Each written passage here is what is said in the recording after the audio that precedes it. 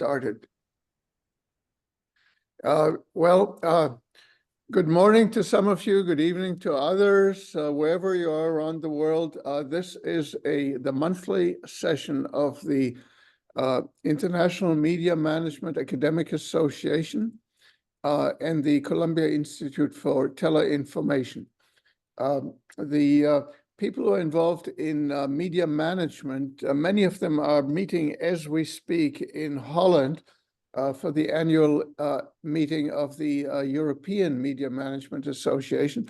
And therefore, we will almost certainly not have them participate in our conversation here because they're otherwise engaged in that very interesting event where I spoke yesterday in the morning for their evening opening. But the international, for those of you who don't know us, the International Media Management Association brings together from around the world scholars interested in media management, the application of MBA type and economics and other disciplines to the management of media. We will have and that is perhaps important for this particular audience, we will have our annual meeting this October in Santiago, Chile.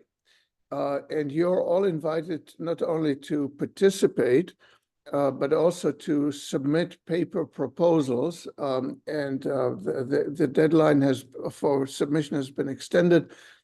If you look for it, it's under IMMAA, IMMAA.org, and you can find out what the procedures are for participation.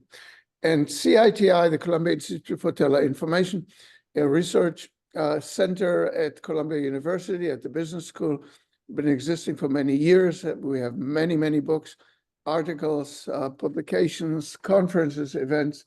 Go to our website too to see what's happening and what has happened in the past. Now, today, we are very pleased to have a distinguished speaker, Paula Miralha, from Brazil, speaking to us from Sao Paulo. She will be introduced in a moment by Francisco, our board member from the International Media Management Academic Association. She is, but I will say only one thing, which linking this to Columbia, she has been a Sulzberger Fellow at Columbia University, a joint program that at the journalism school that teaches. Well, she possibly can talk about this herself.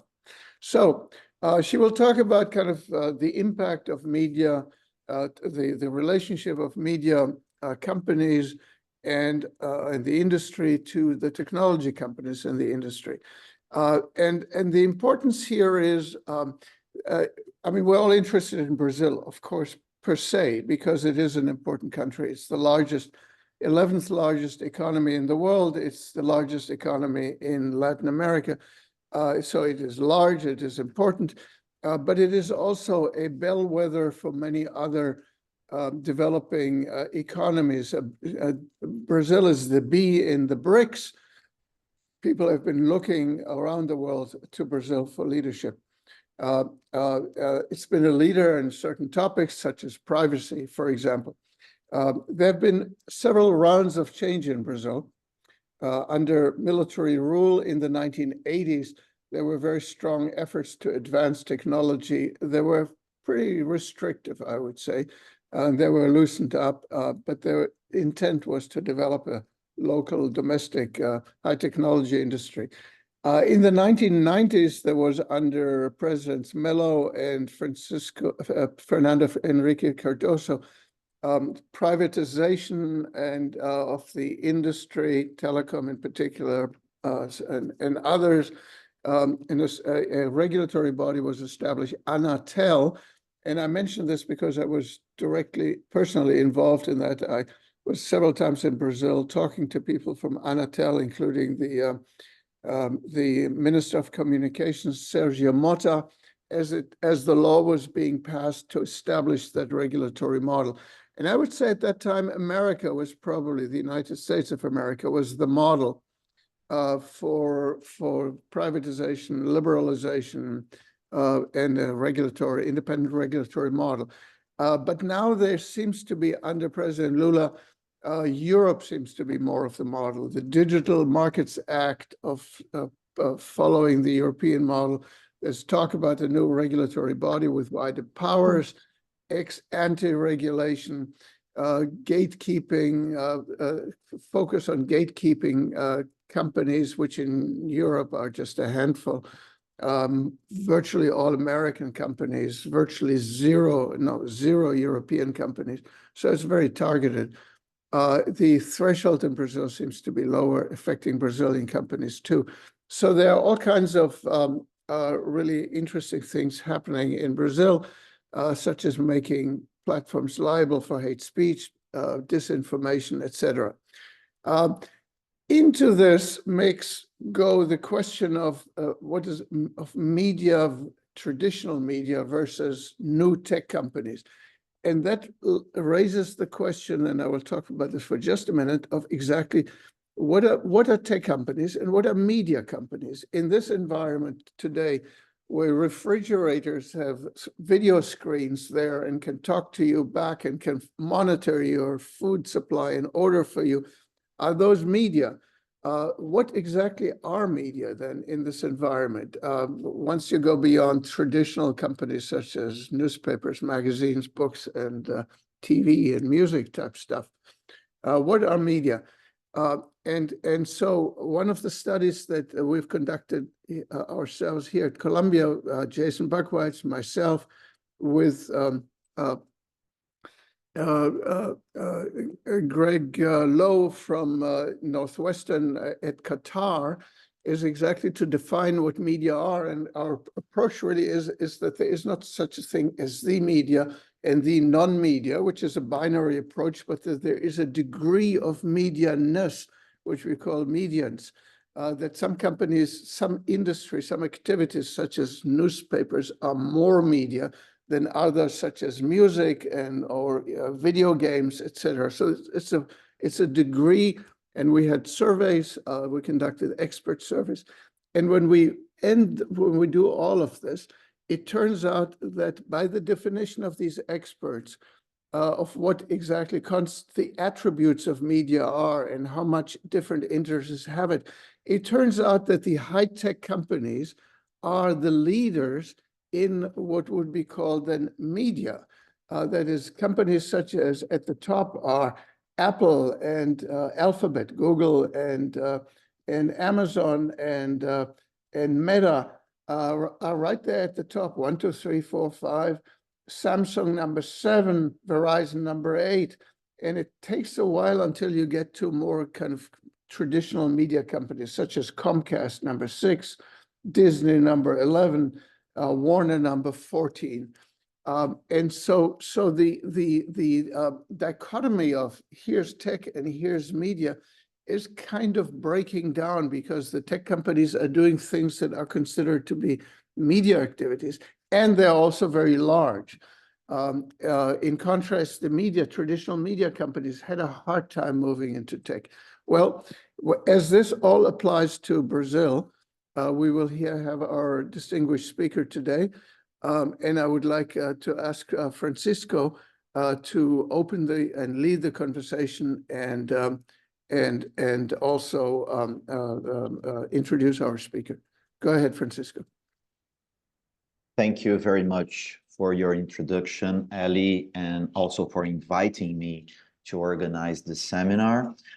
So as you know, we are receiving here today Paula Miraglia, and her seminar is titled Revisiting the Media Industry's Relationship with Big Tech, Perspectives from the Brazilian Market. So it promises to be a very insightful, timely discussion, as Ali said, as media organizations evolve their business models, shifting consumer behaviors, and this intricate dynamics between trust, technology, media companies. So many nuances and challenges to be considered here. We are privileged to have here Paula Miraglia with us. She's a distinguished media entrepreneur and advocate who will share her expertise and perspectives on this critical issue. Miraglia is a co-founder, director general, and publisher of the Gama magazine, and the founder of the Journalism and Tech Task Force, which is a global initiative based on Brazil. Her extensive background includes co-founding and directing Nexo Jornal news site, and she also holds a robust academic foundation with a doctorate degree in social anthropology from the University of São Paulo in Brazil. Paula Miraglia also works in the media landscape, particularly in Brazil. And she funded oh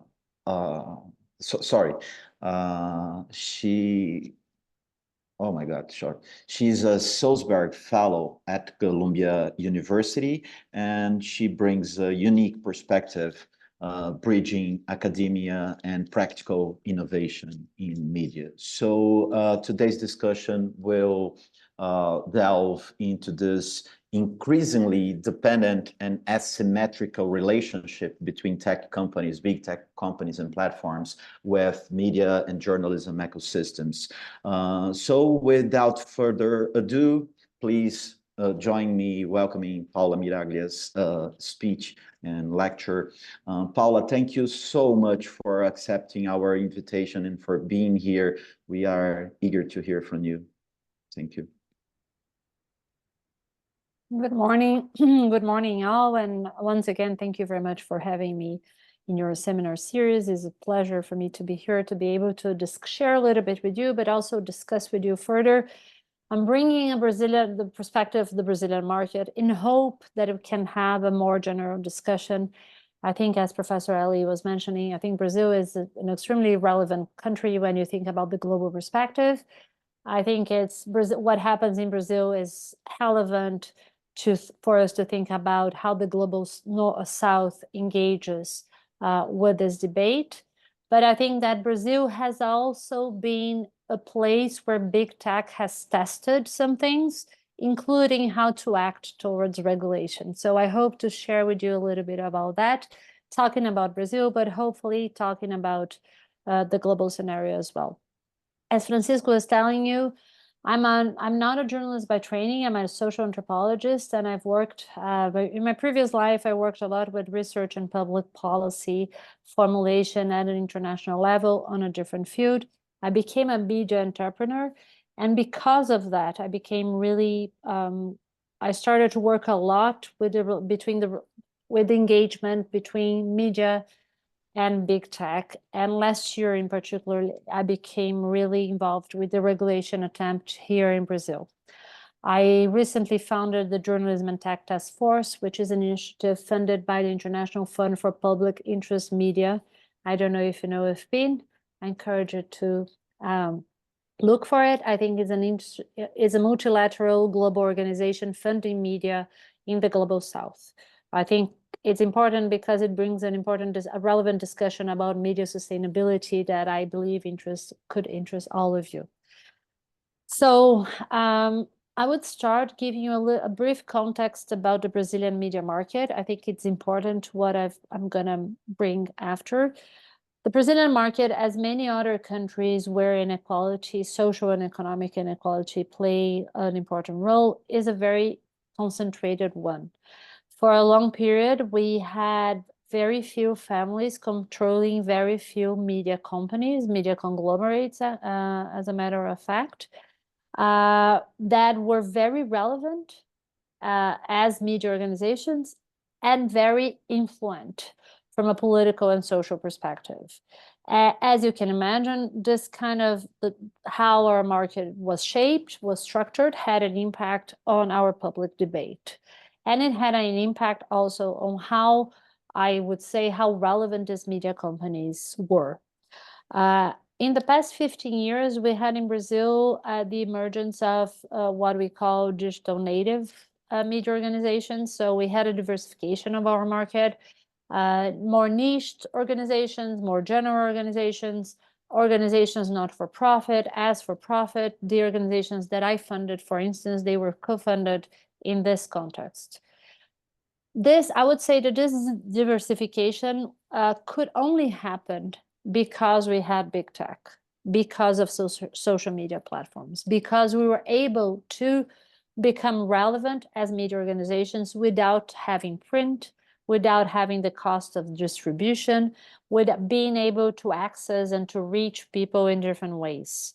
I remember precisely when we were finalizing and thinking about Nexo, Vox had been launched in the US. And there was this big reporting about a letter that an employee of Amazon has leaked. And many outlets have covered that story. And the New York Times made a recap of that story on the weekend. And they quoted different media outlets. So they quoted themselves, they quoted the Washington Post, they quoted the Wall Street Journal, and they quoted Vox, which was a digital native that was 1 year old. And for me, that was proved that you could be a digital only media outlet and yet be relevant. The distinction between print only or print and digital, for me, in my sense, was something that was going to come to an end. You didn't need to have a print product to become relevant, to become a real media organization. Although in our market, there was some more resistance to that. For a very long period, editors, they would prefer to privilege print over digital. Everything that was more important went to print. It took us a while to realize that digital was inevitable and would become something that was relevant. But I'm telling you this to underline that tech was essential to us. It was very important. However, as things evolved, what we have observed is an undeniable growing dependence between media in general and big tech platforms. I don't think I need to describe to you in detail what is the dependence I'm talking to you about, but I'll only touch upon some aspects. I think that we now depend completely in terms of distribution. Big tech platforms are the great mediators between us and our audience. In terms of traffic, we depend from them, like we depend on Facebook, on Google search, on TikTok, on many other platforms that we know very little about. How distributions, how these things happen, we know very little about. Every change in algorithm in Google ends up impacting every single media organizations, not only the young ones, but even the traditional ones. So I would say that our dependence became very democratic. If there was a distinction between the legacy media and the new entrants, in terms of dependence, I think we all became very much dependent from big tech platforms. And we only realized that when it started to hurt us. It wasn't something that we were able to foresee, to envision, and to plan for that. And because of that, I also think that we need to discuss our own industry and why this dependence became the way it is. I will speak about the Brazilian market, but I also think it speaks about other markets as well. This industry was for a very long time very comfortable with the margins that were coming from advertisement. If you look into the industry, compare the media industry with other industries, the kind of margins that the media industry had were not compatible. They were extremely good. And these, in the case of Brazil, were responsible for creating the media empires that we had today. It was a very good business. And it's good, it was a very good business, but also put us in a situation, or put this industry in a situation, that there was very little competition. And it wasn't an industry that had a lot of appetite for innovation because it was very comfortable.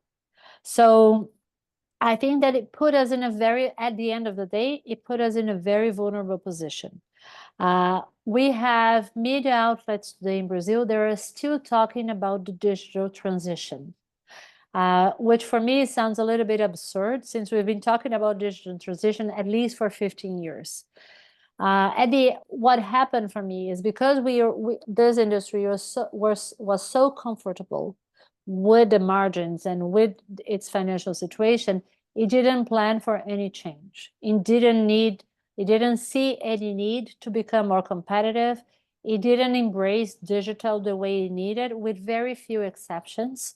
And it became very less competitive, and it became less ready to innovate. And now that we are very much under pressure, under financial pressure, we're not in the best moment to think about innovation.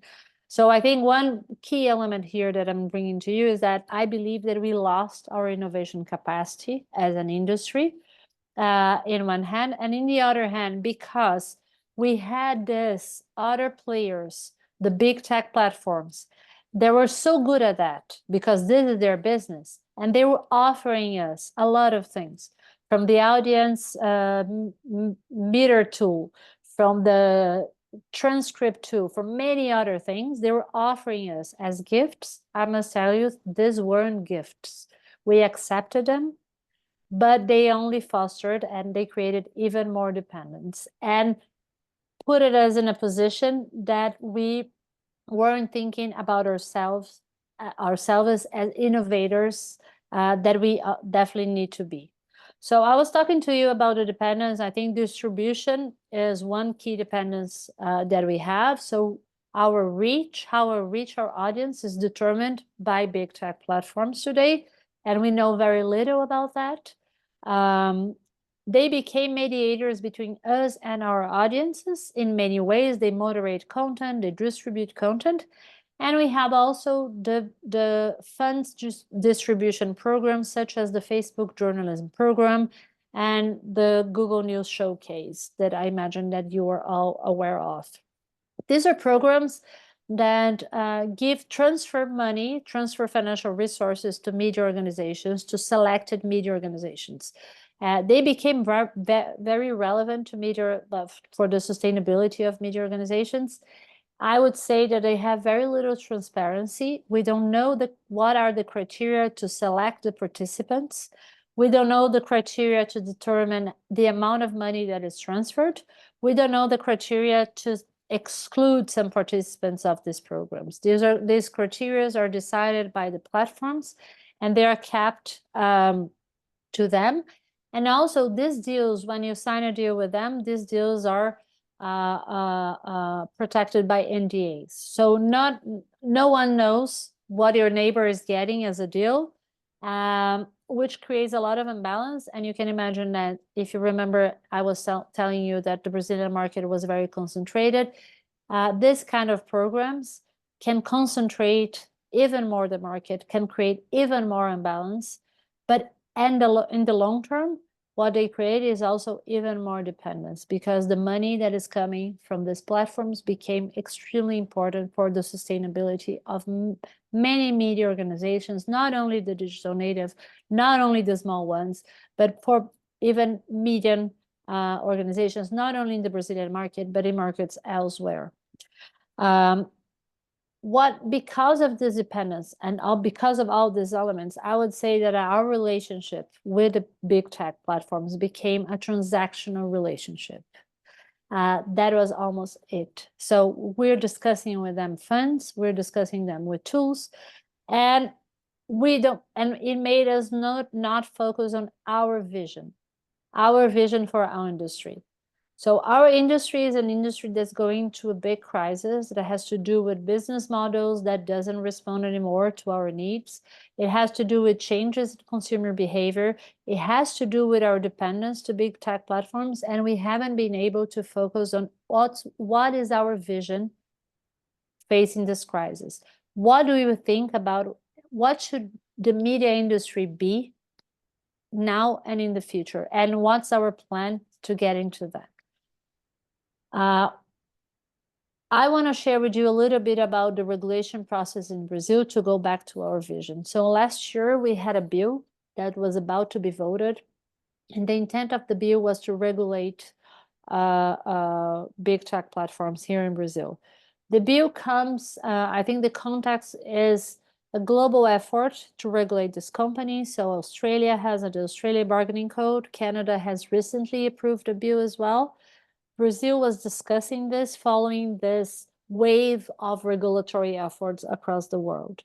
What happened in Brazil is that what we saw coming from the lobby, regarding the lobby coming from big tech, is that the conversions of interest between us and them is very limited. So the bill, in short, the document tried to regulate content moderation. It has a part, it got the nickname of fake news bill, which didn't do any good for the approval because it politicized very much the whole debate around the legislation. But it was a nickname that it got, so we worked what we had. But it addressed content moderation, it addressed content removal, it addressed a series of things, but it also addressed criteria so that big tech would remunerate media organization. So the legislation would establish that because platforms make money using our product, they would have to pay us. This is something similar. It's not exactly the same as it is stated in the Australian legislation. It's not exactly the same as it is stated in the Canadian legislation, but it's something similar or close to, in the sense that acknowledge that our product is used for their profit, therefore there is need for them to pay us. The lobby that we faced was huge. It was brutal. It was something that for me was unprecedented. I dealt with other lobbies before in my previous life. I've seen nothing like that.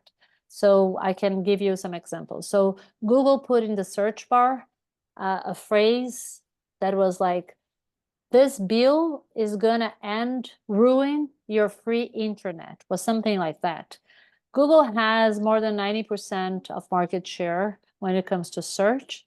So everyone that was opening his or her computer to search something in the internet would see this advertisement saying, this legislation is going to ruin your free internet. The lobby companies were very heavy on our Congress. It became extremely politicized, very polarized. And what happened is that the bill wasn't voted. So what we saw is that there is very little convergence in our interests. Although platforms tell us that we are partners, they have created programs, their interest in promoting journalism within the free internet. The minute that our interests run the risk of ruining their interests, we're no longer partners. So what we saw is that private interest prevailed.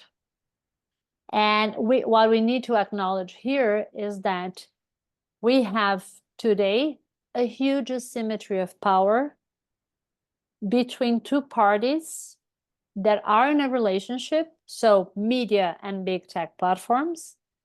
But in one hand, we have the most powerful companies in the world, and in the other hand, we have an industry that is facing its biggest crisis in history. So the asymmetry is huge. We are in a very bad position to negotiate. And why am I bringing this? Because we're seeing all this history repeats itself when it comes to AI. We have a lot of lessons learned concerning our relationship with big tech platforms. We're not being able to put that lessons into practice because the deals, the negotiations, everything is happening in the exact same way. So what you're seeing is that OpenAI has been striking deals with publishers around the world, deals that we know very little about them. We know when they're signed, deals that are usually signed with the biggest players. And in my reading, when you do that, you force other players to sign deals with you as well, consider a market like Brazil that is very much under pressure, that is very much concentrated. If you sign a deal with a big player, there is no way other players won't be able to sign. New York Times is suing them, but New York Times is in a very unique position. I've heard that they have spent already $1 million in the lawsuit. This is an industry that is in crisis, so not a lot of people have the money, the energy, and the time to sue these companies. So again, we are facing a moment where there is a combination of a lot of power. In the case of AI, a business that can jeopardize our industry completely. So if we think about what's going to happen with the new search that Google has, that will deliver you not only links, but the whole answer, that people won't necessarily have to go to websites, we're talking about a real risk. And of course, you could tell me, but you can block, you could block. Yes, you could block. But if you block, if you opt out, you're opting out from search. So you're basically opting out from the whole internet. So what power do we have? So when I talk about vision, and I don't want to be too catastrophic here, and I don't want to come here to announce the end of the world, but the reason I insist so much about us developing a vision for ourselves is because when we talk about how we're going to not repeat this story when we're talking about artificial intelligence, one of the biggest challenges that publishers have today is to attribute value to their content. If you want to sit in a table to negotiate with OpenAI, with Google, or with other companies, how can I attribute value to my content? This is one of the biggest challenges. We haven't been used to do that. And in order for us to do that, we need to assemble different expertise. This is not going to be done only by journalists or only exclusively by media companies. This is going to be done by a different set of experts that needs to include journalists, that need to include media companies, but it needs to bring different knowledge to the table. We need to have economists, we need to have people that are experts in technology, we need to think about business, and we need to also be able to work more collectively. I think that we need to, there's a need for us to understand that individual agreements may sound interesting. They're only dividing our industry. Our value stands if we are together. And I'm not being naive. I'm saying that because generative AI depends on our content to be good. To give people good answers, to give people quality information, they depend on our content. So if we work together, if we're able to articulate ourselves and think together about the value, how we're going to make this available or not, is where we have a better chance of succeeding in dealing with these big companies. If we're dealing individually, I would say that the wins are very short-term. In the long term, we are creating even more dependence. We're losing time about thinking about a vision for our industry. We're not solving the huge problem that we have in terms of business model. And we're saying that the money they're offering us is enough, because some of these players might have been able to negotiate. This is not the case for the rest of us, for the rest of the market. And I'm not only talking about the Brazilian market. I'm talking about every medium-sized media outlet in the US, every local media outlet in the US and elsewhere. So what I'm telling you here is that we have maybe 2 or 3 challenges. One is, who is going to effectively regulate these companies? We are seeing that this is a huge challenge. So Australia apparently was able to do that. Meta removed news from its newsfeed and is saying that it's not going to renew the agreement that is supposed to be renewed now. They're no longer putting money. What happened in Canada is that the legislation came up with 100 million Canadian dollars as a result of the regulation that is supposed to be distributed among all Canadian media outlets. I don't think that's a lot. I think that we should consider that it could be considered a victory to Google. And Facebook Meta removed news from newsfeed, impacting a lot some Canadian publishers. This level of retaliation would impact a lot different markets around the world. And Google is threatening also, California is about to approve a bill. Google is threatening remove news from search if the bill is approved. So regulation is one big challenge because of the amount of power that these companies have, but because of the level of dependence that our business have from them. So how are we going to regulate them? And these are American companies. They're not being regulated in the US. So the biggest regulatory efforts that we're seeing is elsewhere. The other challenge is what's the vision for our industry? So it's very hard for us to think about new business models. I think that we have exceptions, but this is not just a conversation that we are having, in my perspective. And I think we have a third challenge, which is like, we need to innovate desperately, but we are under so much financial pressure right now that this is the worst time for us to innovate. So to give you a quick example, I was reading a report the other day that tells that young people in Latin America get their information and in the gaming atmosphere. So they learn things like about politics, about behavior, about culture in the gaming atmosphere. For me, I mean, there is a very problematic atmosphere. I won't have time to go through this here, but for me, there is a clear sign there that we should be there. We should be figuring out how we're going to distribute content there. But for us to be able to do that, it needs to take some risk. We need to think about an innovative product. We're not in a position to take risk. We're not in a position to innovate. So that's why for me it's urgent for us to discuss how we're going to address the challenge that we have from the technology perspective. And that's why I need to revisit the relationship with big tech. For me is also to revisit our relationship with technology and imagine how we're going to bring this piece of innovation to our organizations. I'll stop here so we have time to questions and to discussion. Thank you very much. Thank you, Paula. Thank you for your lecture and to address this issue with us. I will ask Ellie and our colleagues here to feel free to address any questions you may have to Paula in this time for discussion.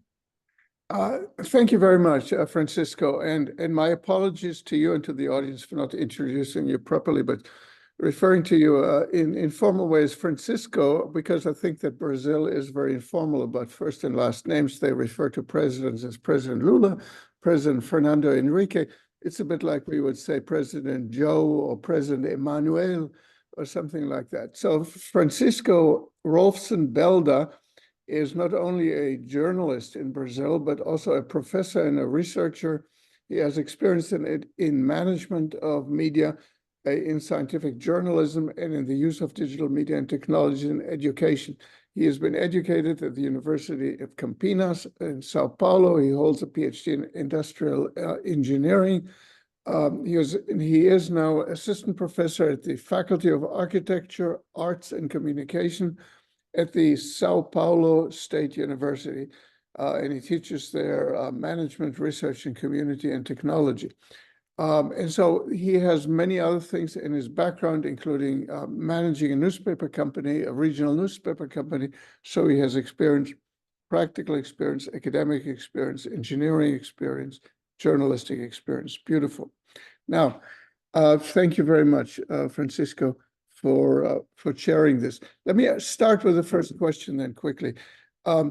And I'm inspired here by a study that I want to bring to the attention of all of you, particularly people from Brazil, a study in a project that we at Columbia are co-directing, run out of Carleton University in Canada, which has a chapter by professors from the Universidad Nacional de Quilmes, and those are Professor Mastrini, Becerra, Bisberger, and Carboni.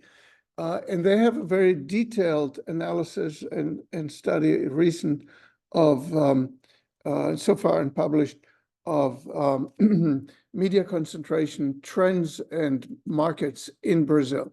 And one of the things that you come from that study is to see that Brazilian media, traditional media, have been very highly concentrated in the past, in particular through one company that is involved in multiple media, namely Globo. And so in Brazil as a country has not been able to deal with that kind of very large media concentration. And so you could make the argument, couldn't you, that these foreign companies bring in competition, that the presence of Netflix, for example, in pay online streaming reduces the market power of Globo in broadcast television and in pay television. And so if you think of these as a comprehensive market, as a market, in fact, that foreign competition, that foreign entry is going to make Brazilian media market more competitive rather than less competitive. At least that is the question. And I hope that you can address that now to us. Thank you.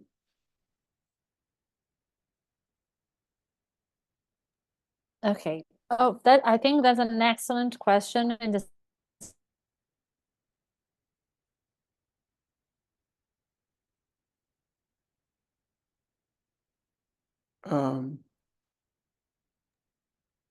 It looks like we have connection issues with have Paula.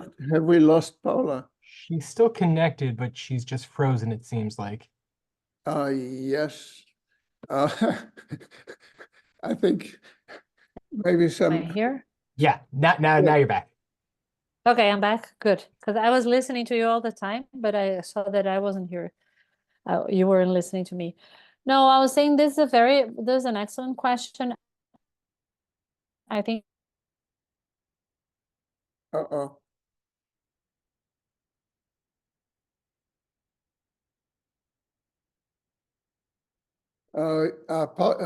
Paula, you're frozen again.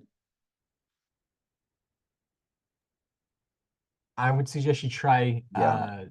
I would suggest you try turning off her video. That might free up any bandwidth in case that's the issue. And in the meantime, possibly other people can jump in, either with their own comments and questions or with a response to my own question. I think she just dropped off. Let me try reaching her. Paula, can you hear us? Okay. Yeah. Now you're muted. good. I'm back. Sorry. There we go. Every time I try to say we would welcome competition, I've frozen. So let's not read into that. Uh-huh. No, I'm kidding. No, I think that what I would say is that I think that Brazilian market would welcome competition.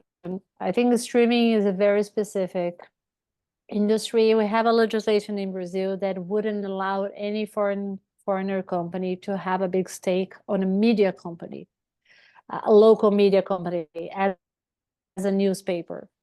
So Globo is very peculiar because they have paper, they have digital, they have TV, they have streaming. So they are a conglomerate, definitely.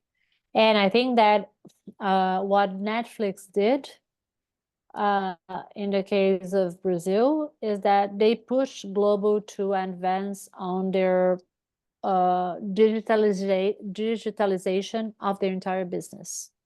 So they created a Global Play, which is a competitor, but it has put them more in the digital mindset prior, and it had an impact on their print products as well.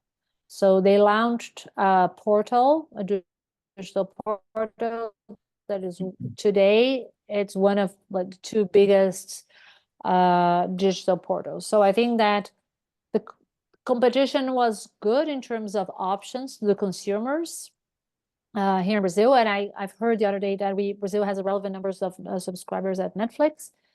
But I think also it made forced Global to make a digital move ahead of a lot of people.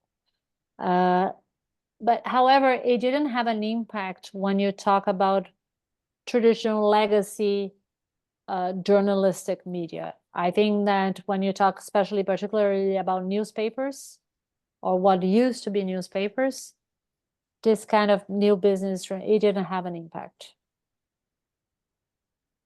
Yeah. It's still very much concentrated.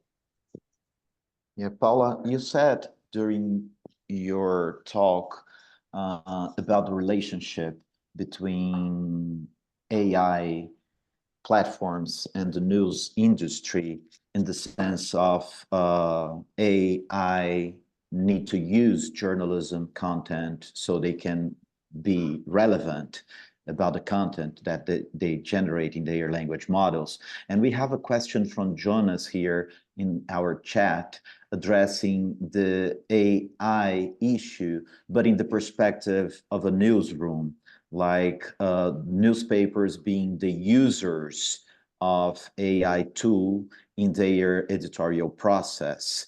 So the question is about how do you look to self-regulation coming from the newsrooms, being transparent to their readers about how they use AI to generate news content. Could you talk about that a little bit? And if possible, considering Nexo's perspective, Nexo Jornal, which is an important company in Brazil coming from the internet wave, on the way that native digital outlets such as Nexo are using AIs and creating their own policies on how to use AI on news processing. Thanks, Jonas, for that question. I'm currently conducting a research with selected publishers about AI, and I hope to be releasing the report in 2 months. And this is a research that will probably be replicated in different countries, probably in South Africa and Indonesia. But what I've learned from this research so far, I think there is a distinction. I think the newsrooms, and we've been interviewing legacy media organizations and also digital natives, for profit and not for profit.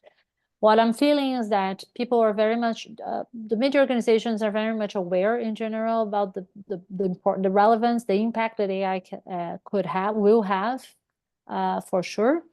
And they have been investing a lot in developing not only editorial uses, but also the management, like optimizing things that could become better, faster with AI. For instance, consumer relations or marketing things, or like this kind of things, but a lot of editorial use as well. And in general, what happened is that all these organizations, they have developed, or they're in the course of developing policies, editorial AI policies that they will publish, or they already have published, shared with their audience.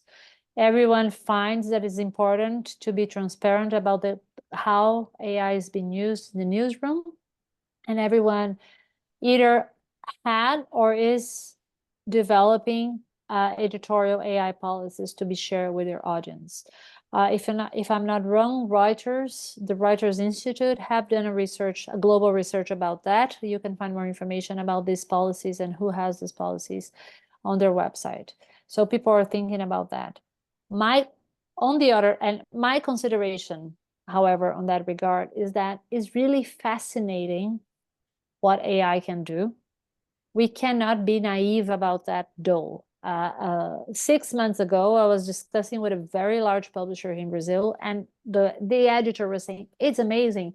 It tells us like what's the best headline. Yes, it can tell you what's the best headline, what's going to perform. This is very small, facing the risk that is posing to your business. So I think that we cannot hold back investing in the editorial use. We need to use as much as we can. Well, like the New York Times, they are suing and they have hired an AI editor. These things are not antagonistic. We need to learn how to use it. We need to bring it into the newsroom, and we need to find a way to keep people informed. That's my second point. I think that to keep your team informed is very challenging because these things change very fast, and we are not tech companies. So I think this is something also that media organizations will have to be prepared. It's like how to keep ourselves up to date with the latest. Like 6 months ago, we were discussing blocking. Blocking became very less relevant, like it's not so relevant nowadays. Like 4 months ago it was, now it's not. So to keep like ourselves updated, I think it's key. Thank you. However, on the business side, I think that on the editorial side, people have a lot of vision. On the business side is where I find the challenges are bigger. How to attribute value and all that, I think it's something that we need to evolve. Yeah. We have a question from Professor David Allen. Please, David.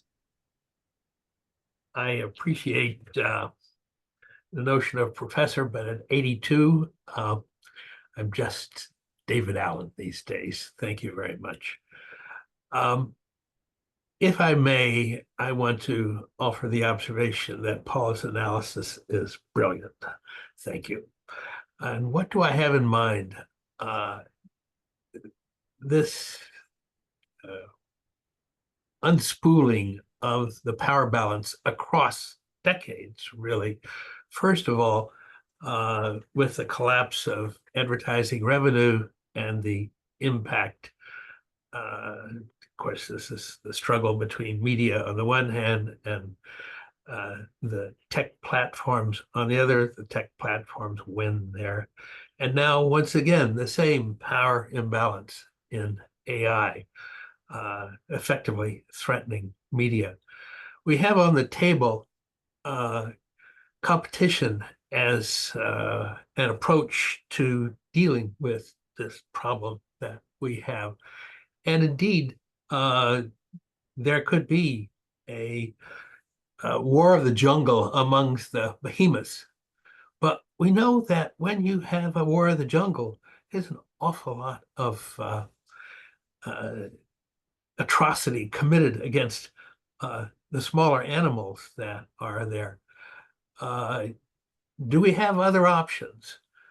Paul just suggested, I believe, in answering immediately, let me use my words now, that collaborative efforts in which we get together and figure out things and go down a better path is an alternative.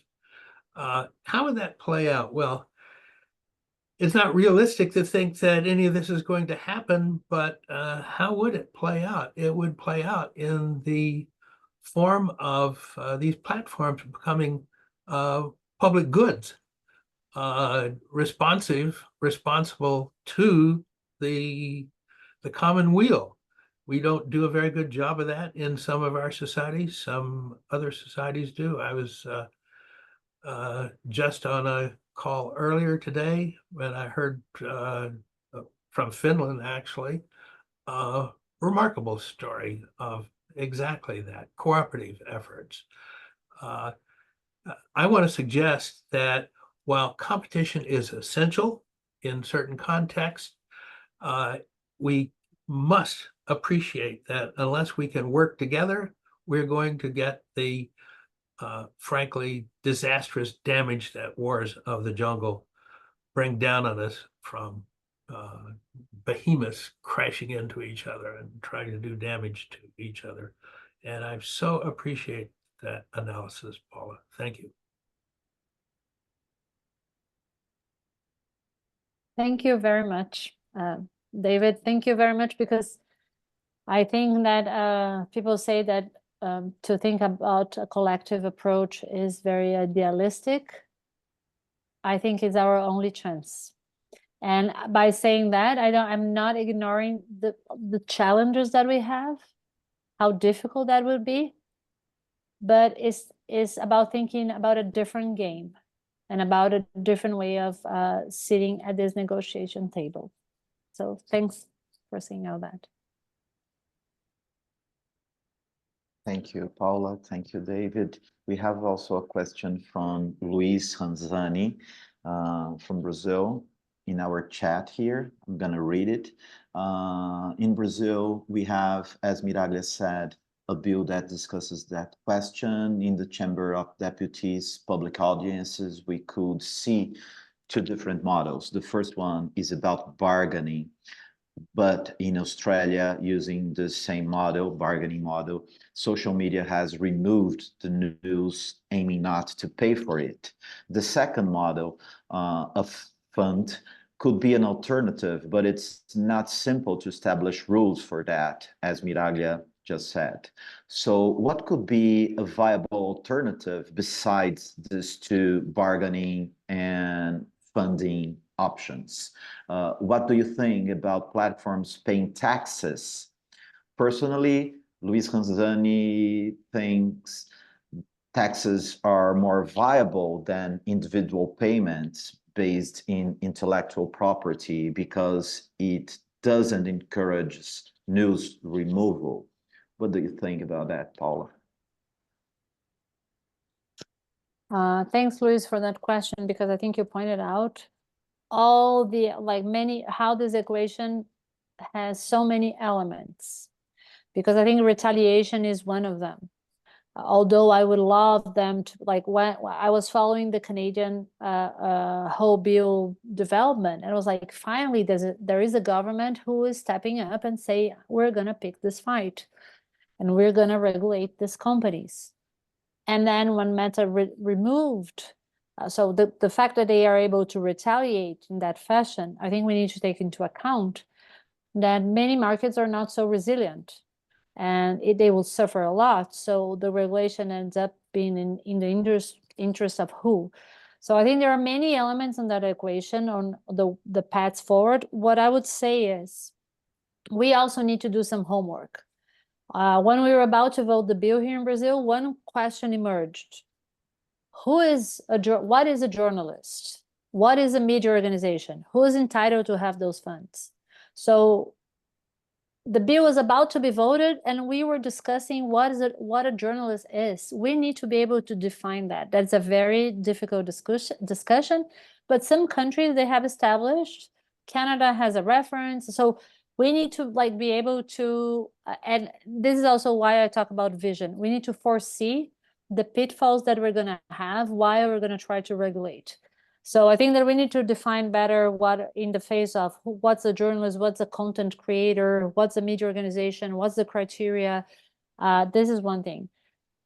The Brazilian government is currently discussing the possibility of having a tax associated to the platform's work that will fund journalism. I think this is a way we could discuss this. We need to better understand how that would work. However, I also see a risk there that if we give up the idea of copyright, I agree with you that might be more efficient. But in the long term, if we give up the idea of copyright, we're giving up the possibility of protecting our content. And we need to think about now, we need to think about the future. There is a discussion about journalism nowadays that is like, we need to stick to the journalism is about facts. Yes, it is about facts. There is a lot of work put into bringing these facts into an audience. Because if you say it's only about facts, you cannot have copyright around facts. Therefore, you cannot share, you cannot charge for your content. So I'm bringing this up because I think it's also about us considering our strategy. What is at stake for us? So I think that taxes could be a way, and it could be more efficient than a fund. I don't think we should give up the idea that we can charge, that we should protect our content. We cannot say that our content cannot be protected in copyright terms.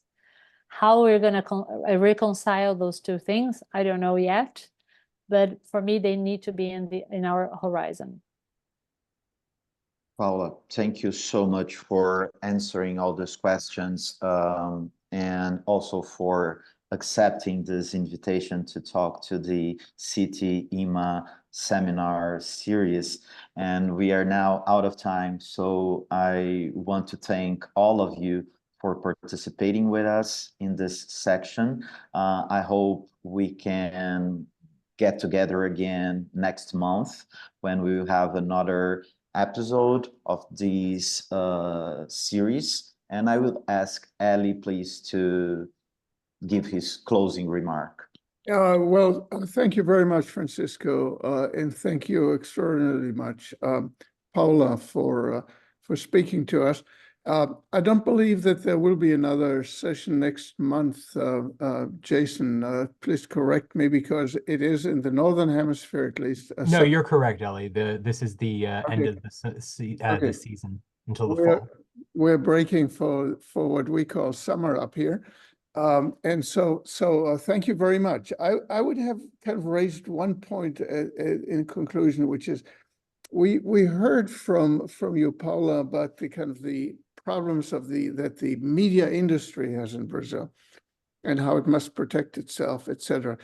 But in order to make this less of a protectionist type argument, protectionist internationally, but also protectionist of medium versus no medium, old medium versus new medium, is what do consumers, what do users in Brazil actually think about all this? Are they happy with things as they are, or are they the ones who are agitating for change?